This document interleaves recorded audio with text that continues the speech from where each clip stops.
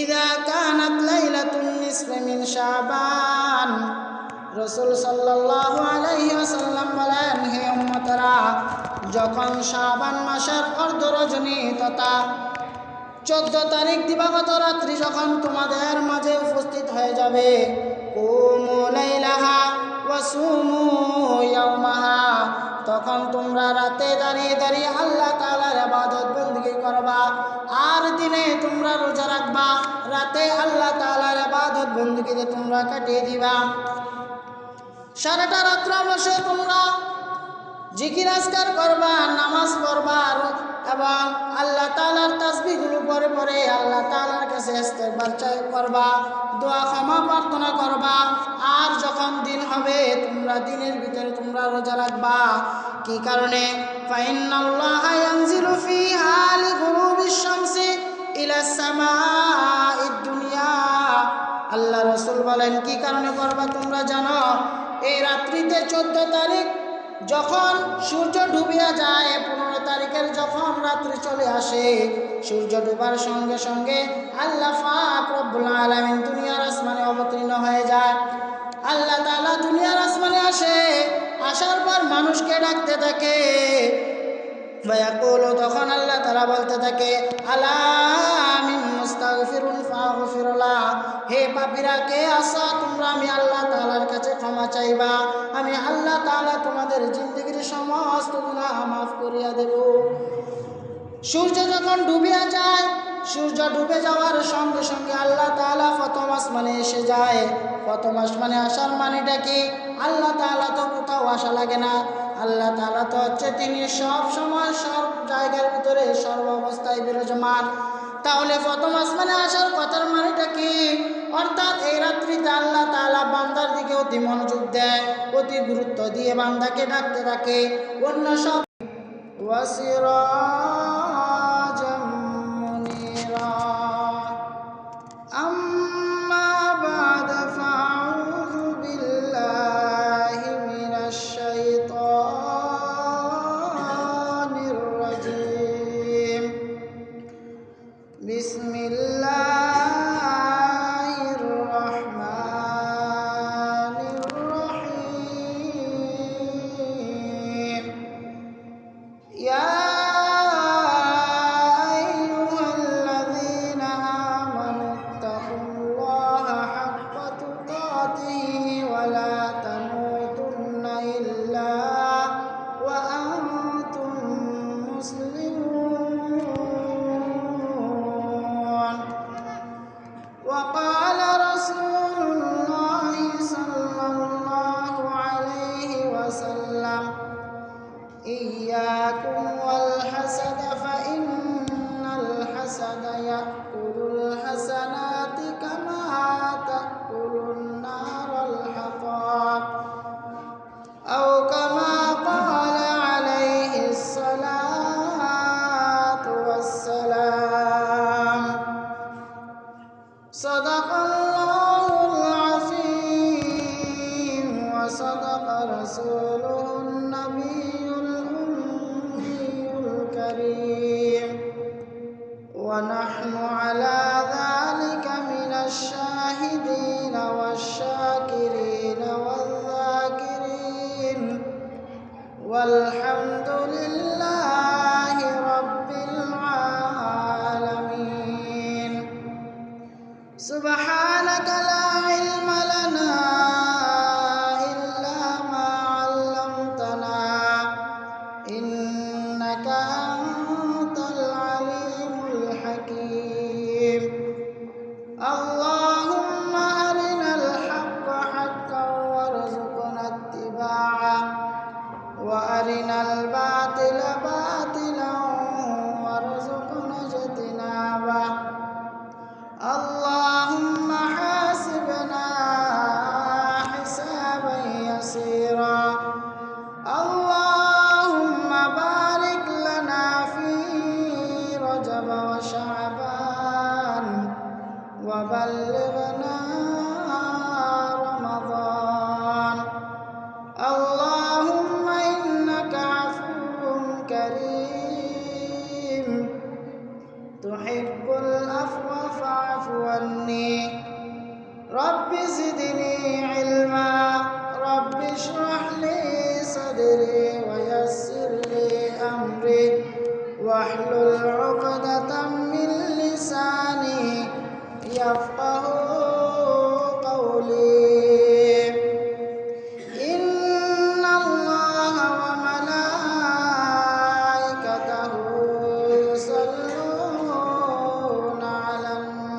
النبي يا أيها الذين آمنوا صلوا عليه وسلموا تسليما اللهم صل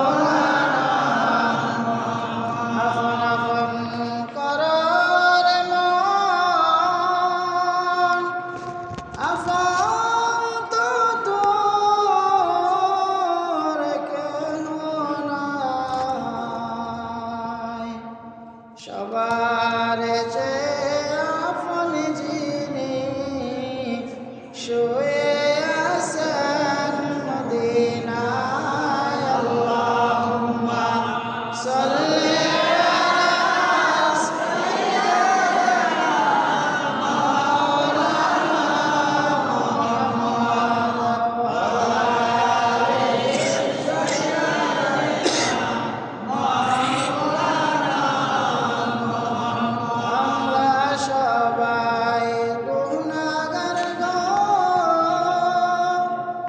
নবীজি আপনায় ছিলাম না,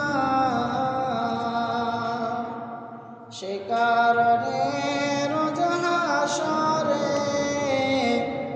আমাদেরকে ভুলেন না। আল্লাহুম্মা সাল্লি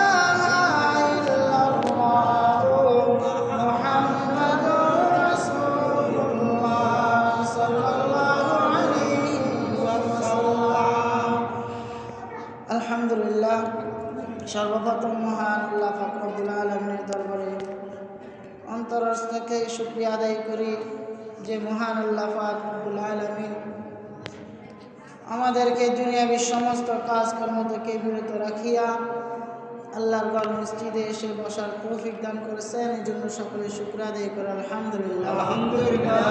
লক্ষ কোটি দুরূদ ও সালাম পেশ করছি মানবতার মুক্তিদূত হযরত মুহাম্মদ মুস্তাফা সাল্লাল্লাহু আলাইহি ওয়াসাল্লাম রওজা আতহার। আল্লাহ তাআলার কাছে দোয়া দরখাস্ত করতেছি যে আমাদের আপনজন, পিতামাতা, আত্মীয় স্বজন, বন্ধু বান্ধব যাহারা অন্ধকার কবরের যাত্রী হয়ে গেছে, আল্লাহ তাআলা তাদের জিন্দেগির গুনাহগাতা মাফ করে তাদের কবরটাকে জান্নাতের বাগান বানিয়ে দিক। সকলে বলেন আমিন। সম্মানিত মুসলিম কেরাম, আমরা আজকে মসজিদে কি কারণে আসছি আমরা সকলে ভালো করে জানি যে আজকের রাতটা খুবই গুরুত্বপূর্ণ একটি কি রাত্র। এই রাত্রিতে সারা রাত্র জাগিয়া আল্লাহ তাআলার ইবাদত বندگی করা, আল্লাহ তাআলার কাছে ক্ষমা প্রার্থনা করা, এটা মুসলমানদের জন্য অতি গুরুত্বপূর্ণ একটা রাত্র। 4টা রাত আছে যে সবচেয়ে বেশি গুরুত্ব। ওই রাত্রে আল্লাহ তাআলা অসংখ্য অগণিত মানুষকে ক্ষমার ঘোষণা করে থাকে। সেই 4টা রাতের ভিতরে আজকের রাত্র হচ্ছে একটা। আজকের রাত্রে যে ব্যক্তি আল্লাহ তাআলার কাছে হালাল জিনিস কোনো কিছু চায়, আল্লাহ তাআলা তাকে দিয়ে দিবে। আল্লাহ তাআলার কাছে যখন বান্দা মাপ চাইবে, আল্লাহ তাআলা বান্দাকে ক্ষমা করে দিবে। এই জন্য আমাদের কাছে রাতটা কি অনেক গুরুত্বপূর্ণ। আজকের রাতে আলোচনা করে সময় নষ্ট করলে এটা আমাদের কি ক্ষতি। আজকের রাতটা হচ্ছে ইবাদতের রাত। সারা রাত্র জাগিয়া আমরা কি করব? আল্লাহ তাআলা ইবাদত বندگিতে কাটিয়ে দিব। তো কিভাবে ইবাদত করব, কি করব, এই সম্পর্কে আজকে সংক্ষিপ্ত আকারে অল্প সময়ের ভিতরে কিছু আলোচনা করব। আমরা সকলে মনোযোগ দিয়ে সহকারে শুনে এবং তারপরে আমরা নফল ইবাদত বندگی করে জিকির আজকার করে আখির মুনাজাত করে আমরা আল্লাহ তাআলার কাছে কান্নাকাটি করে বাড়িতে গিয়ে ঘুম যাব না। সারাটা রাত আজকে আল্লাহ তাআলার জন্য আমরা দিয়ে দেবো। প্রত্যেক রাতে তো আমরা ঘুম যাই, আজকে এক রাত ঘুম না গেলে কোনো কিছুই হবে না। এই জন্য ধৈর্যের সাথে আমরা একটু কথাগুলো শুনবো। আল্লাহ তাআলা যে কথাগুলো বলবো আমাকে এবং আপনাদের সবাইকে আমল করার তৌফিক দান করো। সকলে বলেন আমিন। আজকের রাতটা সম্পর্কে আমরা বাঙালিরা যে শব্দটা দিয়ে জানি, সবে বরাত শব্দ দিয়ে আমরা কি বাঙালি জাতির এই রাত্রের নামকরণ করা হয়েছে সবে বরাত, অর্থাৎ বরকতের রাত্র। যে রাত্রটা অতি বরকত, অতি গুরুত্ব। আর হাদিসের ভাষায় লাইলাতুল নিসফি মিন শাবান, অর্থাৎ শাবান মাসের অর্ধ রজনী। এই রাত্রি সম্পর্কে কোরআনুল কারীমের ভিতরে সরাসরি কোনো আয়াত নাজিল হয় নাই, তবে একটি আয়াত আছে, ইন্না আনজালনাহু ফি লাইলাতিন মুবারাকা। এই আয়াতটা সম্পর্কে অনেক মুফাসসিরে কেরাম তারা বলেছেন এই আয়াতটা দ্বারা উদ্দেশ্য হচ্ছে শবে বরাত রাত্র, আজকের রাত্রিটা। যে কি এই আয়াতে কি বলেছে আল্লাহ তাআলা বলছেন যে আমি এই রাত্রিতে মুবারাকা, বরকতময় রাত্রি, এই রাত্রিতে আমি কোরআনুল কারীম নাজিল করেছি। তো আমরা তো সকলে জানি যে কোরআনুল কারীম নাজিল হয়েছে শবে কদর রাত্রিতে। যখন এই আয়াতটা তাফসীর করতে গেছে মুফাসসিরিনে কেরামদের মধ্যে তারা দুইটা দল হয়ে গেছে, দুইটা দল হয়েছে। দুইটা দলের ভিতরে এক দল সম্পর্কে তারা অনেক বেশি সংখ্যক উলামায়ে কেরামরা তারা বলছে যে কোরআনুল কারীম নাজিল হয়েছে লাইলাতুল কদরে, অর্থাৎ যে আমরা রমজান মাসের শেষ দশকে যে রাত্রিটা আমরা তালাশ করে থাকি, ওই রাত্রিতে কি কোরআনুল কারীম নাজিল হয়েছে। কিন্তু এই আয়াত দ্বারা কি বোঝানো হয়েছে? বলে যে আমরা সকলেই জানি আজকের রাত্রটা হচ্ছে ভাগ্যলিপির রাত্র। একটা কথা আছে যে এই রাত্রেতে আল্লাহ পাক রব্বুল আলামিন সামনে এক বছরে কি কি আল্লাহ তাআলা বান্দাকে দিবে সেটার একটা লিস্টি করে। তো উলামায়ে কেরামরা বলছে, যে সমস্ত উলামায়ে কেরামরা এই আয়াতের পক্ষে অর্থাৎ এই রাত্রিতে আল্লাহ তাআলা কোরআনুল কারীম নাজিল করেছেন এই পক্ষে আছে, তারা বলছে যে এই রাত্রিতে কোরআনুল কারীম নাজিল হয়েছে কারণ আল্লাহ পাক রব্বুল আলামিন এখানে বলছে যে এই বরকতময় রাতে আমি আল্লাহ তাআলা কোরআন নাজিল করেছি। যখন এই কথাটা দুই দলের ভিতরে কথাবার্তা হয়েছে, হওয়ার পরে শেষে একজনে এই কথাটার মীমাংসা দিয়েছিল এইভাবে যে দুজনের কথাই সঠিক, দুজনের কথাই সঠিক। কিভাবে সঠিক হতে পারে দুজনের কথা? বলে যে একটি বছর পর্যন্ত কি আল্লাহ তাআলা দিবে এটা তো এই রাত্রিতে লিপিবদ্ধ করা হয়। অর্থাৎ যেই বছর শবে কদর রাত্রিতে আল্লাহ তাআলা কোরআনুল কারীম নাজিল করেছেন ওই বছরের এই শবে বরাত রাত্রে আল্লাহ তাআলা ইচ্ছা পোষণ করেছেন এবং লিস্টি করেছেন যে এই বছরের শবে কদর রাত্রিতে আমি কোরআনুল কারীম নাজিল করব। তো এই অর্থে আল্লাহ তাআলা যেহেতু কথা বলছেন, ওয়াদা করছেন যে এই রাত্রিতে নাজিল করবে, তার মানে নাজিল করা হয়ে গেছে। তাহলে এই জন্য উলামায়ে কেরামরা অনেকে বলছেন যে এই রাত্রিতে কোরআনুল কারীম নাজিল হয়েছে। যাই হোক, এটা আমরা কোরআন দিয়ে একেবারে প্রমাণ করতেই হবে, এটা বাধ্যতামূলক না। কারণ শরীয়তের বিধিবিধান শুধু কোরআন নয়, হাদিসও আমাদের কি মানতে হবে। হাদিসের ভিতরে কোনো কিছু যদি থাকে শরীয়তের বিধান, সেইটাও আমাদেরকে মান্য করা কি ফরজ, করতেই হবে। তো এই জন্য এই রাত্রি সম্পর্কে আল্লাহ রসুল হযরত মুহাম্মদ মুস্তাফা সাল্লাল্লাহু আলাইহি সাল্লাম বলেছেন যে যখন শাবান মাসের অর্ধ রজনী আসে তখন তোমরা রাতে ইবাদত করো, দিনে রোজা রাখবা। قال رسول الله صلى الله عليه وسلم إذا كانت ليلة النصف من شعبان রসুল সাল্লাল্লাহু আলাইহি ওয়াসাল্লাম বলেন, হে উম্মতরা, যখন শাবান মাসের অর্ধ রজনী তথা 14 তারিখ দিবাগত রাত্রি যখন তোমাদের মাঝে উপস্থিত হয়ে যাবে, কুমু লাইলাহা ওয়া সুমু ইয়াওমাহা, তখন তোমরা রাতে দাঁড়িয়ে দাঁড়িয়ে আল্লাহ তাআলার ইবাদত বندگی করবা আর দিনে তোমরা রোজা রাখবা। রাতে আল্লাহ তাআলার ইবাদত বندگিতে তোমরা কাটিয়ে দিবা। সারাটা রাত্র বসে তোমরা জিকির আজকার করবা, নামাজ পড়বা এবং আল্লাহ তাআলার তাসবিহগুলো পরে পরে আল্লাহ তাআলার কাছে ইস্তেগফার করবা, দোয়া ক্ষমা প্রার্থনা করবা। আর যখন দিন হবে তোমরা দিনের ভিতরে তোমরা রোজা রাখবা। কি কারণে? ফাইন্নাল্লাহা ইয়ানজিলু ফি হালি গুরুবিশ শামসি ইলা সামাঈদ দুনিয়া। আল্লাহ রাসূল বলেন কি কারণে করবা তোমরা জানো? এই রাত্রিতে 14 তারিখ যখন সূর্য ডুবিয়া যায়, 15 তারিখের যখন রাত্রি চলে আসে, সূর্য ডুবার সঙ্গে সঙ্গে আল্লাহ পাক রব্বুল আলামিন দুনিয়ার আসমানে অবতীর্ণ হয়ে যায়। আল্লাহ তাআলা দুনিয়ার আসমানে আসে, আসার পর মানুষকে ডাকতে থাকে।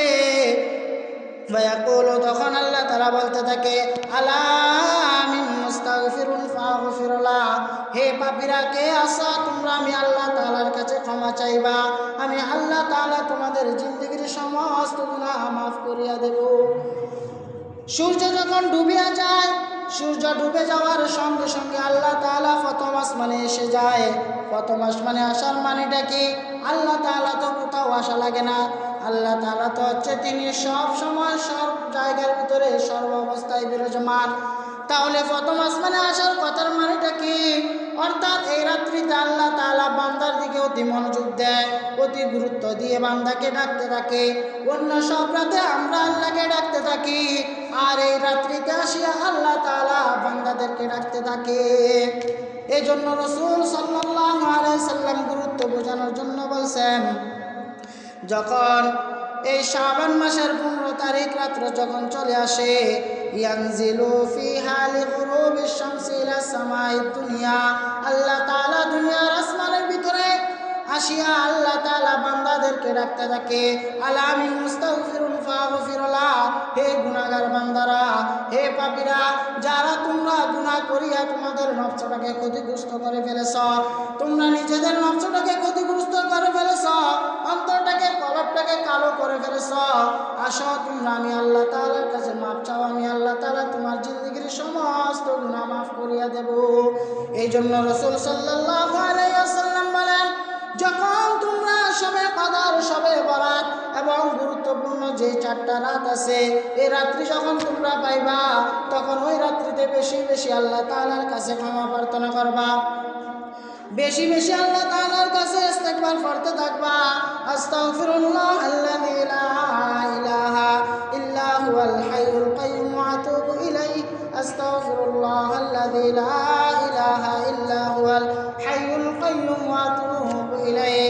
রাসূল সাল্লাল্লাহু আলাইহি ওয়াসাল্লাম বলেন, এই ইস্তিগফারটা পড়লে আল্লাহ তাআলা বান্দার জিন্দেগীর সমস্ত গুনাহ খাতা মাফ করিয়া দেয়। রাসূল সাল্লাল্লাহু আলাইহি ওয়াসাল্লাম বলেন, কোন বান্দা যদি যুদ্ধের ময়দান থেকে পলায়ন করে, যুদ্ধের ময়দান থেকে যদি সে পলায়ন করে চলে আসে, ওই গুনাহ আল্লাহ তাআলা মাফ করে না। কিন্তু যদি ওই বান্দা এই ইস্তিগফারটা পড়ে, আস্তাগফিরুল্লাহ আল্লাযী লা ইলাহা ইল্লা হুয়াল হাইয়ুল কাইয়্যুম ওয়া আতুবু ইলাইহি, এই ইস্তিগফারটা যদি 3 বার পাঠ করে, আল্লাহ পাক রব্বুল আলামিন যুদ্ধের ময়দান থেকে পলায়নকারী সেই গুনাহগার বান্দাকে আল্লাহ তাআলা মাফ করিয়া দেয়। এই জন্য রাসূল সাল্লাল্লাহু আলাইহি সাল্লাম বলেছেন, আল্লাহ তাআলা প্রথম আসমানে এসে আমাদেরকে ডাকতেছে, হে বান্দারা, গুনাহগার বান্দারা, তোমরা সারাটা বছর গুনাহ করেছ, আমি আল্লাহ তাআলার নাফরমানি করেছ, আসো আমি আল্লাহ ক্ষমাশীল, আমি আল্লাহ ক্ষমাশীল, আমার কাছে মাপ চাও, ক্ষমা চাও। লা তাকনাতু মির রাহমাতিল্লাহ, আমি আল্লাহ তাআলার রহমত থেকে তোমরা নৈরাশ্য হয়ে যাইও না। গুনাহ করেছ এই কথা মনে করিও না যে আমি তোমার গুনাহ মাফ করবো না, এটা মনে করিও না। কারণ তুমি কত গুনাহ করেছ, তোমার গুনার পরিমাণ যদি পাহাড় পরিমাণ হয়, তাহলে তোমরা জেনে রাখো আমি আল্লাহ তাআলার রহমত আসমান পরিমাণ। তাহলে যদি তোমাদের গুনাহ যদি 7 আসমান 7 জমিন পরিমাণ হয়, তাহলে তোমরা জেনে রাখো আমি আল্লাহ তাআলার রহমত, আমি আল্লাহ তাআলার ক্ষমা, আমি আল্লাহ তাআলার দয়া আমার আরশ সমান। তাহলে আল্লাহ তাআলার কাছে আমরা মাফ চাইব, ক্ষমা চাইলে আল্লাহ তাআলা কি করে দিবে? আমাদেরকে মাফ করে দিবে। এই জন্য আমরা আজকের রাত্রে বেশি বেশি আল্লাহ তাআলার কাছে ইস্তিগফার করব। তারপরে রাসূল সাল্লাল্লাহু আলাইহি সাল্লাম আরো বলেন, আল্লাহ তাআলা বলতে থাকেন, আলা মিন মুস্তাগফিরুন ফাগফিরলা, যে কে পাপীরা আছো ক্ষমা চাইবা। তারপরে আলা মিন মুস্তারযুকুন ফারযুকুহু, এবং তোমাদের মধ্যে কে আছো যে অভাবগ্রস্ত, তোমাদের রিজিকের অভাব আছে, আমি আল্লাহ তাআলার কাছে চাও, আমি আল্লাহ তাআলা তোমার রিজিকের অভাব দূর করে দিব। তারপরে রাসূল সাল্লাল্লাহু আলাইহি সাল্লাম আরো বলেন, আলা মান মুবতালিয়ান ফাউআফি, রাসূল সাল্লাল্লাহু আলাইহি ওয়াসাল্লাম বলেন, আরো আল্লাহ তাআলা বলেন, হে আমার বান্দারা, তোমাদের মধ্যে এমন কেউ কি আছো বিপদের মধ্যে আছো, আসো আমি আল্লাহ তাআলার কাছে বিপদ থেকে মুক্তি চাও, আমি আল্লাহ তাআলা তোমার বিপদ দূর করে দিব।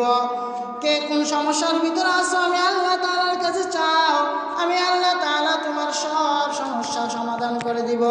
কারণ সমস্যার সমাধান করার একমাত্র মালিক হচ্ছি আমি আল্লাহ তাআলা, আমি আল্লাহ তাআলা সব বিষয় আমি শক্তিশালী। আসো আমার কাছে মাপ চাও, আমি ক্ষমা করে দেব, রিজিকের অভাব থাকলে দূর করে দেব। আসো তোমাদের কারো এমন মেয়ে আছে যাদের বিয়ে হয় না, আমার কাছে চাও, আমি বিবাহের ব্যবস্থা করে দিব। তোমাদের মধ্যে কেউ কি আছো অসুস্থ, যে ডাক্তারের চিকিৎসায় তুমি ভালো হইতেছ না, আমি আল্লাহ তাআলার কাছে চাও, আমি তোমার রোগ দূর করে দিব। এমন করে রাসূল সাল্লাল্লাহু আলাইহি ওয়াসাল্লাম বলেন, আলা কাযা হাত্তা ইয়াতলুআল ফজর।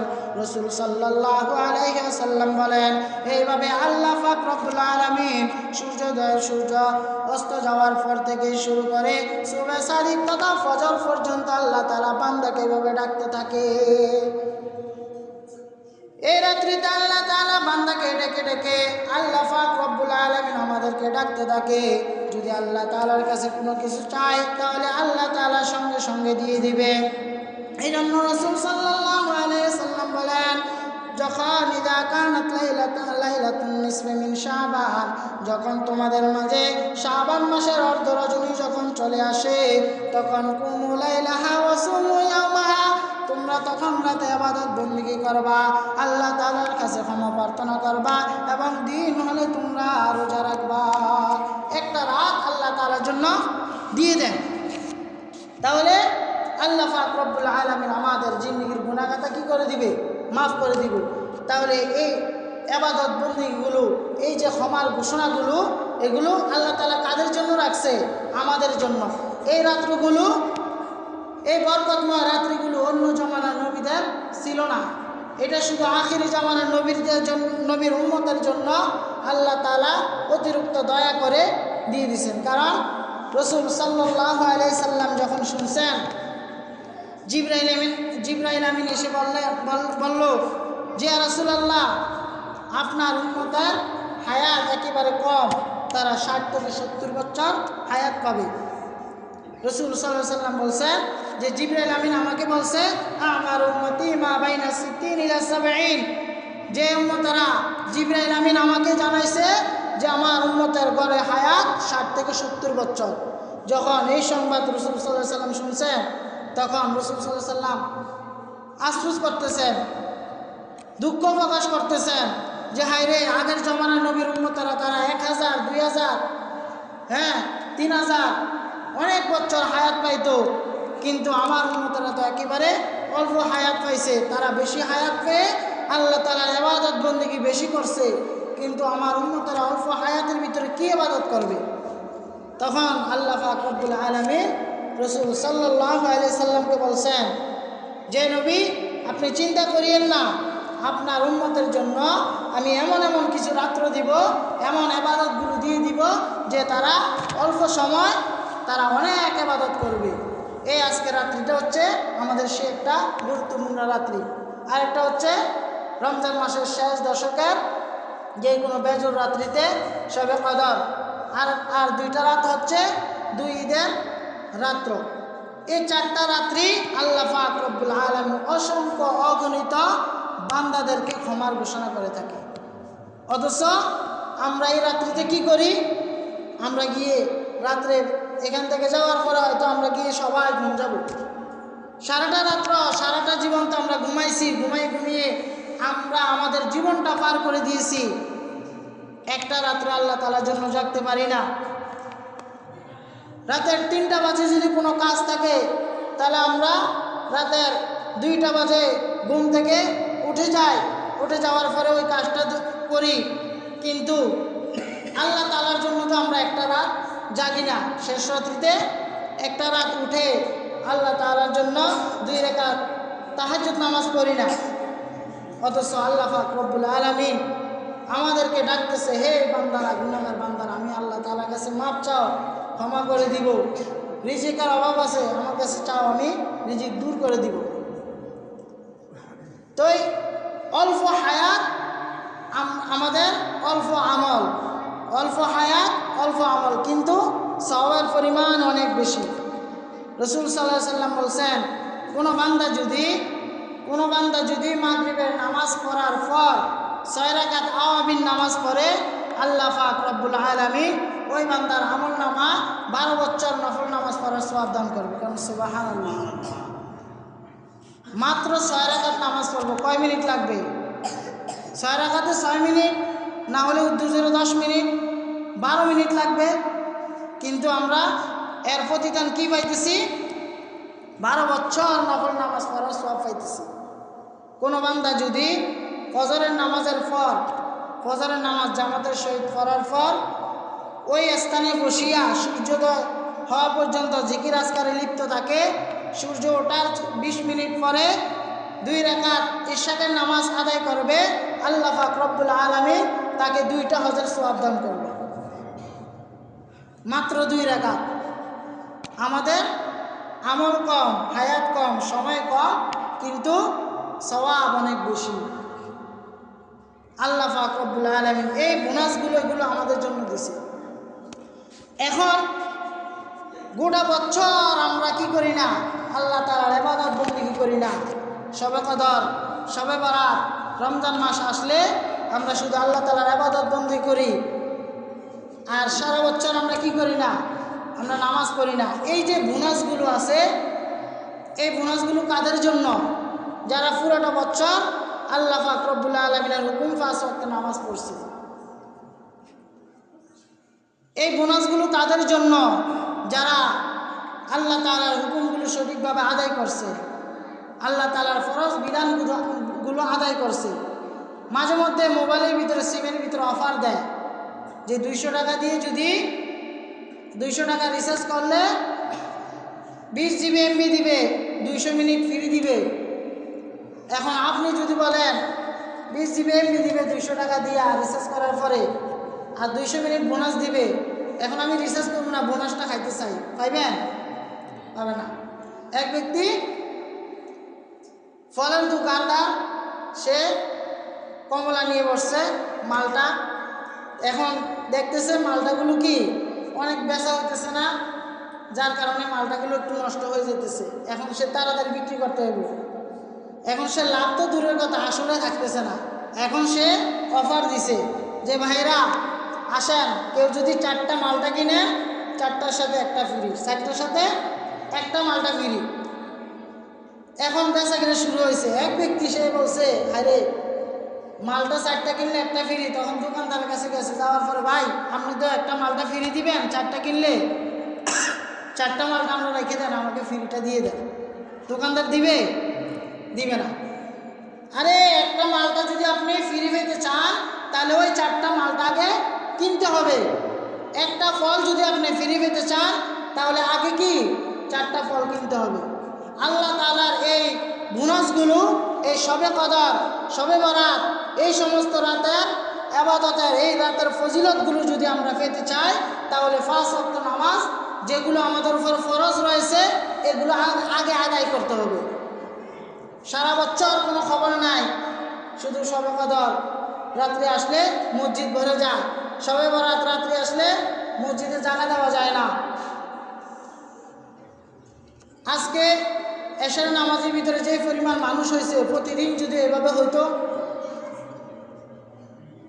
একজন হিন্দু পাদ্রী সে বলছে যে মুসলমানদের তারা যদি জুমার মুসল্লি এবং ফজরের মুসল্লি যদি এক হয়ে যায়, আজ পর্যন্ত মুসলমানদের সাথে কেউ পারবে না।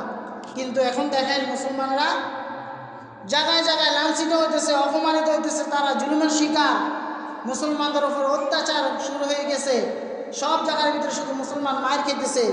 কিন্তু সে পাদ্রী বলছে যে মুসলমান যদি তাদের জুমার মুসল্লি এবং ফজরের মুসল্লি যদি এক হয়ে যায়, অর্থাৎ জুমাতে যেরকম মুসল্লি হয়, ফজরের সময় যদি এরকম মুসল্লি হয়, তাহলে মুসলমানদের সাথে কেউ পারবে না।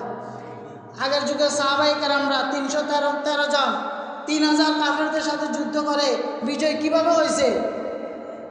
হ্যাঁ, এখানে শক্তির খেলা নয়। আল্লাহ তাআলা শুধু অন্তরটা দেখতেছে। আল্লাহ তাআলা শুধু কলব দেখে, তোমার ঈমানের পাওয়ার কতটুকু, এইগুলো দেখে। আল্লাহ তাআলা কলব দেখে। আল্লাহ তাআলা উপরে বাহ্যিক চেহারা দেখে না। যদি বাহ্যিক চেহারা দেখতো, যদি ক্ষমতা দেখতো, তাহলে আবু জাহেল সবচাইতে কি আল্লাহ তাআলার কাছে দামি হতো। যদি আল্লাহ তাআলার কাছে প্রিয় থাকতো, ফেরাউন সবচাইতে কি দামি থাকতো। যদি ধন দৌলত, ধনী মানুষের যদি আল্লাহ তাআলার কাছে দাম থাকতো, তাহলে সবচাইতে বেশি দাম কারুনের হতো।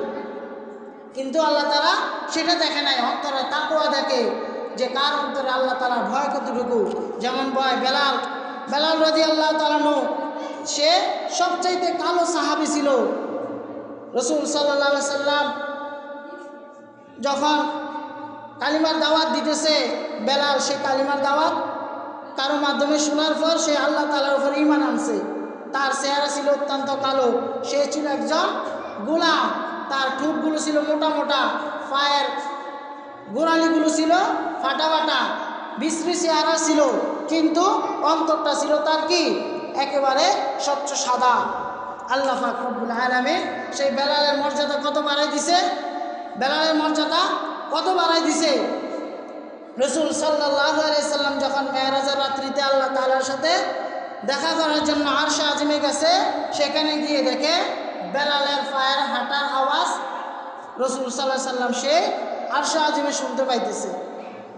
দুনিয়াতে আসার পর আল্লাহ রসুল হযরত মুহাম্মদ মুস্তাফা সাল্লাল্লাহু আলাইহি সাল্লাম বলছেন, বেলাল তোমার তো পায়ের হাঁটার আওয়াজ আমি আরশে আজিমে গিয়ে শুনছি। বেলাল রাদিয়াল্লাহু তাআলা ছিলেন মুসলমানদের ইসলামী যুগে সর্বপ্রথম মুয়াজ্জিন ছিল কে? বেলাল রাদিয়াল্লাহু তাআলা। বেলাল রাদিয়াল্লাহু তাআলাকে কাফেররা অত্যাচার করে জিহ্বার ভিতরে গরম শিক ঢুকাই দিছে, যার কারণে জিহ্বার মাঝখানে পুড়ে গেছে। পুড়ে যাওয়ার কারণে তার জিহ্বাতে শুদ্ধ উচ্চারণ হতো না, কিন্তু বেলালে মসজিদে আজান দিত, আশহাদু আন্না মুহাম্মাদান, এখানে সিন উচ্চারণ করতে পারতো না, আশহাদু আন্না বলতো। তখন সাহাবায়ে কেরাম রাসূলকে অভিযোগ দিল যে ইয়া রাসূলুল্লাহ, বেলালের আজান তো শুদ্ধ হইতেছে না, আমাদের মুয়াজ্জিন পাল্টাই দেন। তখন কয়েকবার অভিযোগ যাওয়ার পরে রাসূল সাল্লাল্লাহু আলাইহি সাল্লাম তখন কি করছে? মুয়াজ্জিন পাল্টাই দিছে। বেলাল রাদিয়াল্লাহু তাআলাকে বলছেন এশারের নামাজের পরে একজন মুয়াজ্জিন ঠিক করে দিছে, যার কণ্ঠ ছিল খুব সুমধুর, কণ্ঠ অনেক সুন্দর ছিল, আরবি উচ্চারণ শুদ্ধ করে করতে পারত, এবং অনেক উঁচু বংশের একজন সাহাবীকে আল্লাহ রসুল মুয়াজ্জিন হিসেবে নিযুক্ত করে বেলালকে বলছে, বেলাল ফজরের থেকে তুমি আর আজান দিও না, ফজরের আজান তুমি দিও না। তখন বেলাল রাদিয়াল্লাহু তাআলার বাড়িতে গেছে, যাওয়ার পর যায় নামাজ বিছাইয়া 2 রাকাত নামাজ পড়ে আল্লাহ তাআলার কাছে এমন কাঁদছে, হায় আল্লাহ, আমি তো গোলাম ছিলাম না, তুমি তো আমাকে গোলাম বানাইছো, আমাকে কালো তো তুমিই বানাইছো, নিম্ন বংশের জন্ম তো তুমি আমাকে দিয়েছ, আমার জিহ্বাতে কাফেররা আঘাত করে জিহ্বা ক্ষত করে আজকে আমি উচ্চারণ করতে পারি না, এগুলো সব তো তুমি আমাকে দিছো, আজকে যার কারণে আমার মুয়াজ্জিন ছুটে গেছে, আল্লাহ তুমি তো আমাকে দিছো। এইভাবে করে করে আল্লাহ তাআলার কাছে সারাটা রাত কান্না করছে। ফজরের আজান হয়ে গেছে, জামাত হয়ে গেছে, রাত্রি কি সকাল হইতেছে না। জিবরাইল আমিন আসলো, আসার পর বলল, ইয়া রাসূলুল্লাহ, আজকে ফজরের আজান কেন হচ্ছে না? রাসূল সাল্লাল্লাহু আলাইহি ওয়াসাল্লাম বলছে, কি বলো জিবরাইল, ফজরের আজান তো হয়েছে, আমরা তো নামাজও পড়ে ফেলছি, আজকে তো অনেক সুন্দর করে আজান হয়েছে। তখন জিবরাইল আমিন বলছে যে ইয়া রাসূলুল্লাহ, আজকে ফজরের আজান আল্লাহ তাআলার আরশে আজিমে পৌঁছে নাই, আল্লাহ তাআলা আমাকে পাঠাইছে, বেলাল কেন আজান দেয় নাই, বেলাল কেন আজান দেয় নাই? রাসূল সাল্লাল্লাহু আলাইহি ওয়াসাল্লাম তখন বেলালকে ডাকলো, আজান দিছে, তারপরে কি সফল হয়েছে। তাহলে আল্লাহ পাক রব্বুল আলামিন উপরে বাহ্যিক স্বরূপ কারো দেখে না, অন্তরটা দেখে। কার অন্তর পরিষ্কার, কার অন্তরে আল্লাহ তাআলার জন্য কতটুকু ভালোবাসা, কতটুকু ভয় আল্লাহ তাআলার আছে। এই জন্য আল্লাহ পাক রব্বুল আলামিন কোরআনুল কারীমের ভিতরে বলছেন, ইয়া আইয়ুহাল্লাযীনা আমানুত্তাকুল্লাহ হাক্কা তুকাতিহি ওয়া লা তামুতুন্না ইল্লা ওয়া আনতুম মুসলিমুন। হে ঈমানদারেরা, তোমরা আমি আল্লাহকে ভয় করো, ভয় করার মতো, যেমন ভয় সাহাবায়ে কেরামরা করছে। এই জন্য আল্লাহ তাআলার ভয় যখন আমার অন্তরে থাকবে, একটা গুনার কাজ করতে যাইব, চুরি করার সময় যখন আল্লাহ তাআলার ভয় অন্তরে থাকবে, তখন কি আমি চুরির কাজটা ছেড়ে দিব। বাদশাহ আলমগীর উনি একজন ইসলামী শাসক ছিলেন, অনেক ভালো একজন বাদশাহ ছিলেন। সে বাদশাহ আলমগীর একদিন এলাকার তার ওই দেশের সমস্ত বাছাই পূজা সবচাইতে বড় বড় দামি দামি উলামায়ে কেরামদেরকে সে দাওয়াত দিলেন। দাওয়াত দেওয়ার পর সবাইকে দাওয়াত দেওয়ার পর খানা দানা খাওয়ানোর পরে বাদশাহ আলমগীর বলল, একটা প্রশ্ন করছে যে উলামায়ে কেরামরা আপনারা বলেন তো আমি বাদশাহ আলমগীর কি জান্নাতি না জাহান্নামী? জনে প্রশ্ন করছে, কারো কি প্রশ্ন উত্তর দিতে পারে না। সবাই বলতেছে যে কে জান্নাতে যাবে কে জাহান্নামে যাবে সেটা তো আল্লাহ ভালো জানে। দুনিয়াতে কেউ তো বলতে পারবে না যে অমুকে জান্নাতি অমুকে জাহান্নামী, এটা তো কেউ বলতে পারবে না।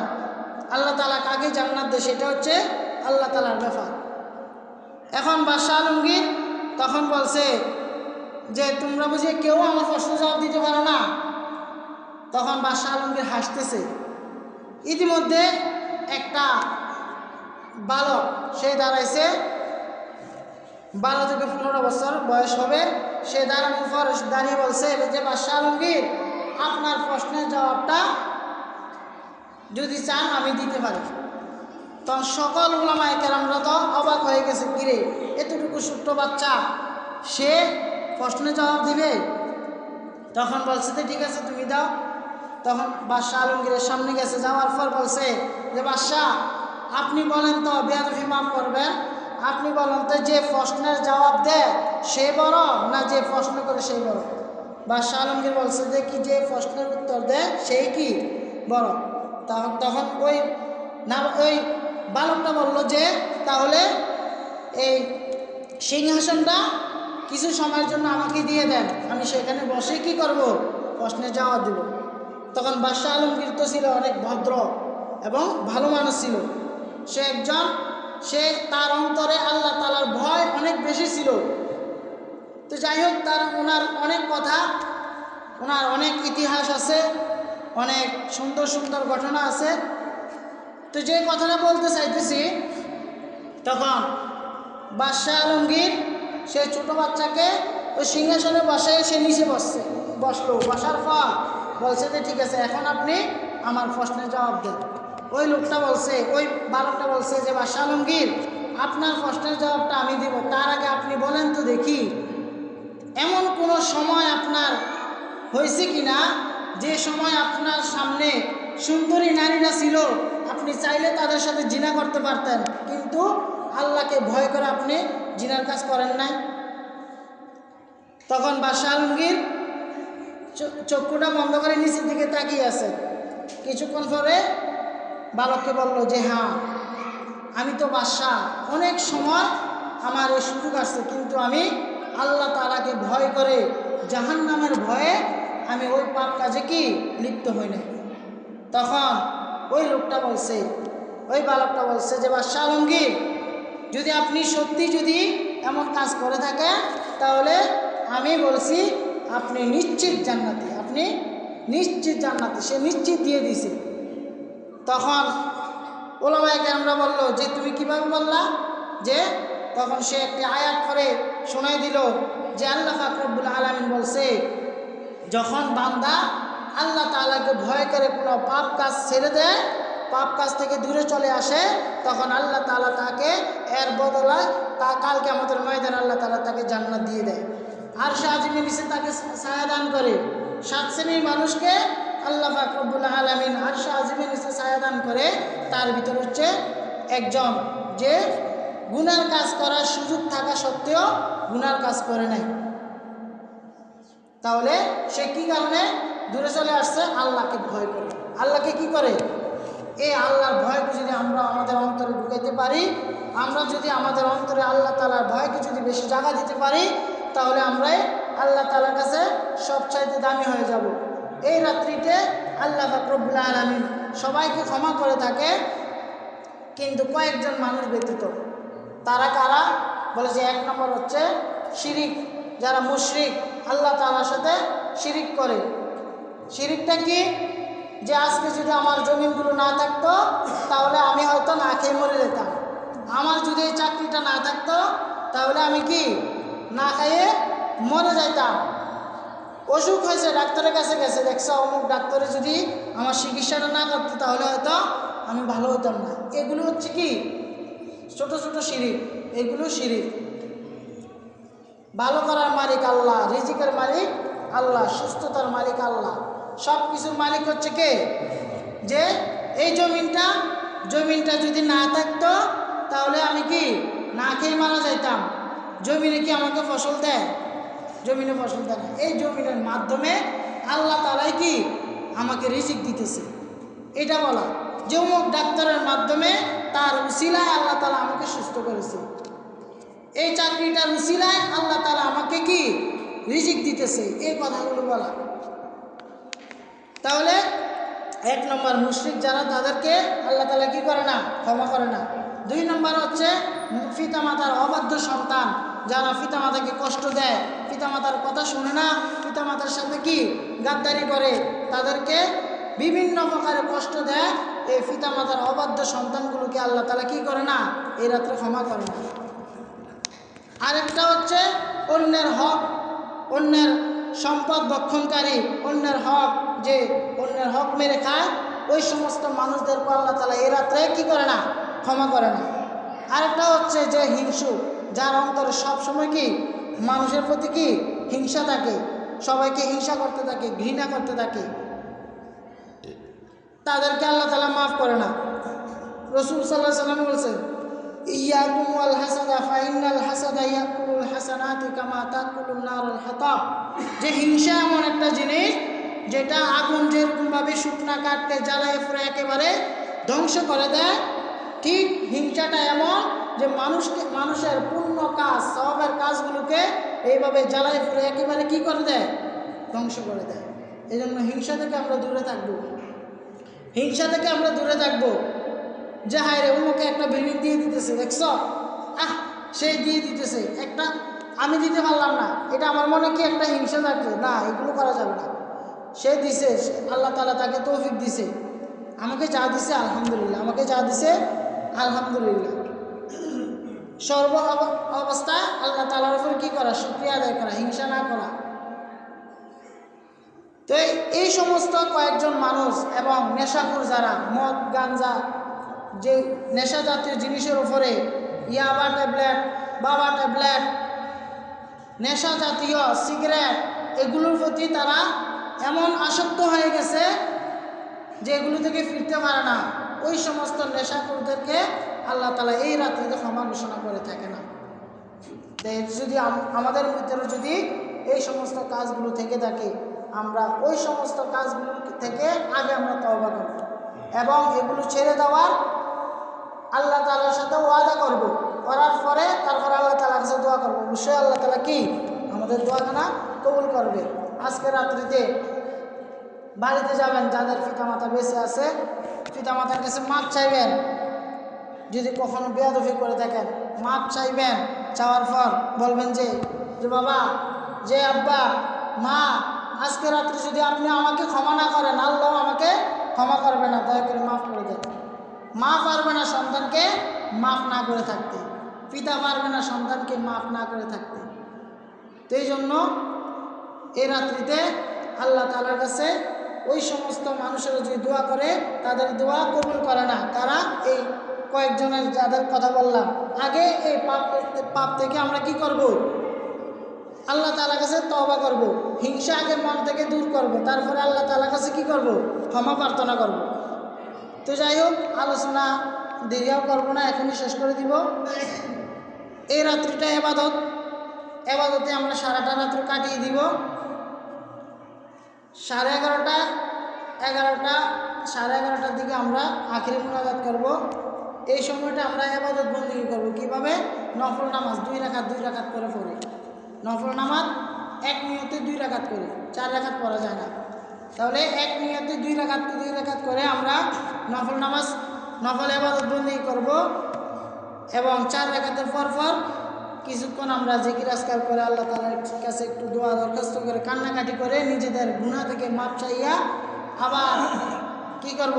2 রাকাত 4 রাকাত করে, যে যতটুকু পারি। নির্দিষ্ট কোনো নামাজ নাই, নির্দিষ্ট কি নাই। অনেকে বলে যে 12 রাকাত, 10 রাকাত, 8 রাকাত, এগুলো কোনো নির্দিষ্ট নাই। শুধু তারাবি নামাজ নির্দিষ্ট 20 রাকাত। তারাবি নামাজ কত রাকাত? 20 রাকাত। এছাড়া অন্য কোনো নামাজের, নফল নামাজের কি নাই? নির্দিষ্ট নাই। শবে কদর, শবে বরাত, এই সমস্ত রাত্রে নামাজ আমরা যে যত ইবাদত বন্দেগী করতে পারবো, তবে নামাজটা পড়বো আমরা 2 রাকাত নামাজই পড়ি, কিন্তু গুরুত্ব দিয়ে রুকু সিজদাগুলো আমরা সুন্দর করে আদায় করব। রুকু থেকে সোজা হয়ে খাড়া হয়ে দেরি করাটা ওয়াজিব। অনেক আছে যে সোজা হয়ে দাঁড়ায় না, অর্ধেক সোজা হলো আবার সিজদাতে চলে গেছে, তার নামাজটা ওয়াজিব ছুটে গেছে, তার জন্য সুসিজদা ওয়াজিব হয়ে গেছে, সে তো জানেই না তার ওয়াজিব ছুটে গেছে, এভাবে নামাজ পড়ে গেছে, ওই নামাজটা কবুল হইল না। এক হুজুরে নামাজ পড়তেছে বর্তমানে, সে এলাকাতে নামাজ পড়তে গেছে মসজিদে, এক মুরব্বী নাকি তাকে বলছেন তখন সামনে কাতারে নিয়ে দাঁড় করেছে, তার কারণে পরে তখন নামাজ পড়ছে। নামাজ পড়ার পর ওই 4 রাকাত নামাজের ভিতরে 2 রাকাত শেষ হয়েছে, আর ওই মুরব্বীর কোনো মোবাইলে কে জানি কল দিচ্ছে, কল দেওয়ার পর ওই মুরব্বীটা নামাজে থাকা অবস্থা ওদের থেকে মোবাইল হাত করে রিসিভ করে সে বলতেছে আমি নামাজে আছি, একটু পরে কল দিও। কণ্ঠটা ছোট করে বলছে আমি নামাজ ভিতরে আছি। তাও মোবাইল রেখে দিছে, নামাজ সালাম ফিরানোর পর উঠে বলল যে ইয়া দাদা আপনি কীভাবে নামাজ পড়লেন, আমরা নামাজ পড়েছি না। ওই মুরব্বী বলতেছেন ভাই তোমার বাড়ি কই, বলছে আমার বাড়ি কই মানে আমার বাড়িতে কী করবেন, আমরা নামাজ পড়েছি না। কারণ আমার নামাজ হয়েছে না, তুমি কেমন কইবা, এটা তো আল্লাহ না জানে। তারপরে তো সত্য যে আল্লাহ না জানে কার নামাজ কবুল হয়েছে না হয়েছে, কিন্তু তার আগে তো কিছু নামাজের শর্তগুলো আছে, সেটা তো সে মুরব্বী জানে না।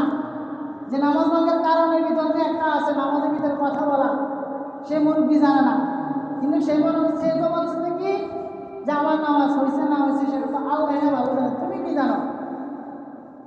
এগুলো আলাদা। নামাজের ভিতরে 13টা ফরজ আছে, 14টা ওয়াজিব আছে, 12টা সুন্নতে মুআক্কাদা আছে।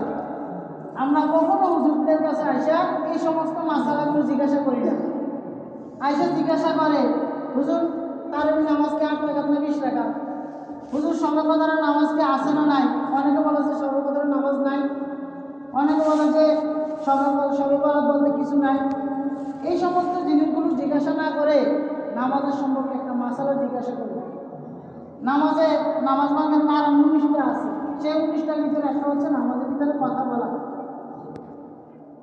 এই জন্য এই সমস্ত কারণগুলো সঠিকভাবে সুন্দর করে নামাজ পড়ার পরে নামাজের যে হুকুম আহকামগুলো আছে এগুলো সঠিকভাবে আদায় করার পরে তারপরে যে আল্লাহ তাআলা হয়তো নামাজ পড়তেও পারে নাও পড়তে পারে, কিন্তু আসল জিনিসগুলো আমরা নাই, ফরজ ছুটে গেছে, ওয়াজিব ছুটে গেছে।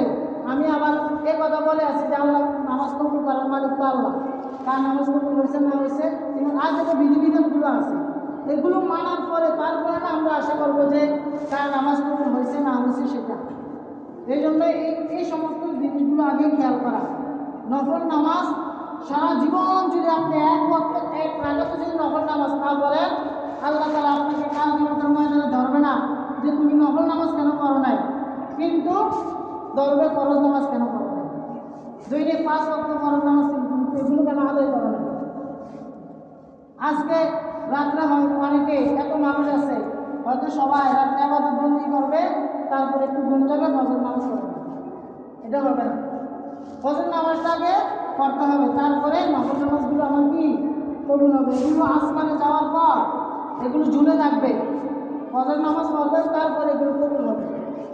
এই জন্য আমরা আগে ফরজের গুরুত্ব দেব, তারপরে ওয়াজিব, তারপরে সুন্নাত নফল। এগুলো আল্লাহ তাআলার কাছে আমরা কি জীবনের গুনাহ থেকে মাফ চাইব, 2 রাকাত করে যে যা পারি।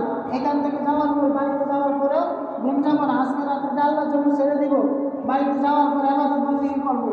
এইভাবে আমরা যেভাবে শবে বরাত উদযাপন করি এটা রাসূল সাল্লাল্লাহু আলাইহি ওয়াসাল্লাম এইভাবে করে নাই। রাসূল সাল্লাল্লাহু আলাইহি ওয়াসাল্লাম করছে কীভাবে, এই রাত্রিতে রাসূল সাল্লাল্লাহু আলাইহি ওয়াসাল্লাম দাঁড়িয়ে নামাজ পড়তেছে। আয়েশা রাদিয়াল্লাহু তাআলা আনহা জিজ্ঞাসা করলেন ইয়া রাসূলুল্লাহ আপনি আজকে এত গুরুত্বের সাথে নামাজ পড়তেছেন। রাসূল সাল্লাল্লাহু আলাইহি ওয়াসাল্লাম বলছে আয়েশা তুমি কি জানো না এই রাত্রিটা এমন একটা রাত্র যে রাত্রিতে আল্লাহ তাআলা প্রথম আসমানে এসে বান্দাটাকে ডাকতে থাকে ক্ষমার ঘোষণা দেওয়ার জন্য, ক্ষমা করার জন্য। এই জন্য আমি এই রাত্রিতে আল্লাহ তাআলার ইবাদত বন্দেগীতে বেশি বেশি কি সময় দিতেছি। এই জন্য ফজর পর্যন্ত আমরা ইবাদত বন্দেগী করব এবং সেহরি খাওয়ার সময় হলে আমরা সেহরি খাওয়ার পর কালকে রোজার নিয়ম করে আমরা কালকে রোজা রাখবো। একটা দিন তো করে কাজ করবো না, একটা দিন দরকার হলে কাজ করলাম না, ফজর নামাজের পরে তারপর আমরা ঘুম যাবো ইনশাআল্লাহ। আল্লাহ তাআলা আমাদেরকে তৌফিক দান করুন, সকলে বলেন আমিন। তাহলে আমরা 2 রাকাত করে 4 রাকাত করবো, করার পরে কিছুক্ষণ জিকির আজকার করে আমরা কি করবো, আল্লাহ তাআলা কিছু দোয়া মোনাজাত একটু কান্নাকাটি করবো।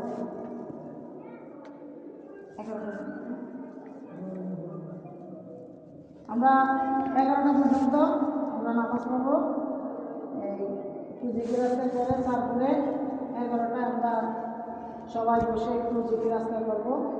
বিতির নামাজটা আমরা সবার লাস্টে দিয়ে তারপর আমরা যখন আর নামাজ পড়বো না সবার লাস্টে দিয়ে আমরা কী করবো, বিতির নামাজটা পড়বো। বিতির নামাজ জামাতে হবে না, বিতির নামাজ শুধু রমজান মাসে জামাতে পড়বো।